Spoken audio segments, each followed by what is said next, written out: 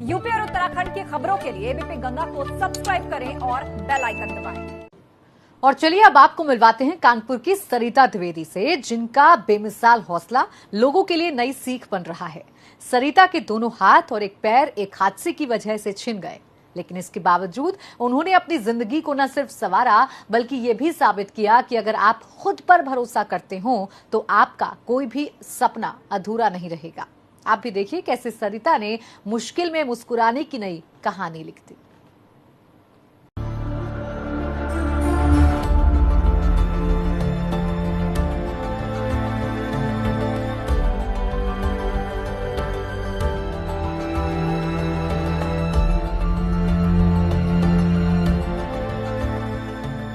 मुश्किलों में मुस्कुराने का हुनर अगर आपको सीखना है तो आपको जरूर मिलना चाहिए कानपुर की सरिता द्विवेदी से, जिनकी जिंदगी ही हर उस शख्स के लिए मिसाल है जो परेशानियों की वजह से जीने का हौसला ही छोड़ देते हैं।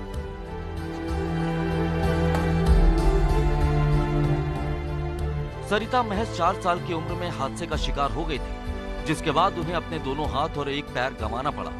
बावजूद इसके सरिता ने कभी हौसला नहीं हारा। सरिता ने अपनी पढ़ाई पूरी की और अब वो एलिम्को कंपनी में दूसरे कर्मचारियों की तरह ही काम करती है। सरिता के दोनों हाथ नहीं, लेकिन फिर भी वो अपने शरीर के दूसरे अंगों की मदद से कंप्यूटर और मोबाइल का इस्तेमाल किसी सामान्य इंसान जैसे ही कर लेती है। यही नहीं, फाइल खोलने से लेकर घर का सारा काम भी सरिता ऐसे करती है कि देखने वाले दंग रह जाते हैं। नॉर्मल चीजें सिखाती रहती थी मम्मी बहुत सिखाती थी, छोटी छोटी चीजें, ये पकड़ाना वो पकड़ाना, ये कर लोगी वो कर लोगी। She treated my leg as a hand. तो हर एक चीज एक माँ एक बच्चे को सिखाती है हाथ से। She started teaching me with leg. तो वो चीजें थी। सरिता की जिंदगी लोगों को प्रेरित करने वाली है, जहाँ ऐसे मुश्किल हालात में वो न सिर्फ मुस्कुराती है बल्कि दूसरों को भी ऐसे ही जीने की नसीहत देती है। सरिता की माने तो उनके इस रवैये की बड़ी वजह उनके माता पिता है, जिन्होंने उन्हें कभी ये महसूस नहीं होने दिया कि वो दूसरे बच्चों से अलग है। It's all because of my parents, my family, to be very frank, because मेरा जो बैकग्राउंड रहा है, पापा आर्मी में थे, मम्मी हाउसवाइफ थी, एंड स्कूलिंग कॉलेज सारा नॉर्मल बच्चों की तरह रहा। मेन चीज ये थी कि मेरे मम्मी पापा ने जो मेरी परवरिश की वो नॉर्मल बच्चे की तरह की। They are not even treating me as a differently abled या हमारा कोई स्पेशल बच्चा है।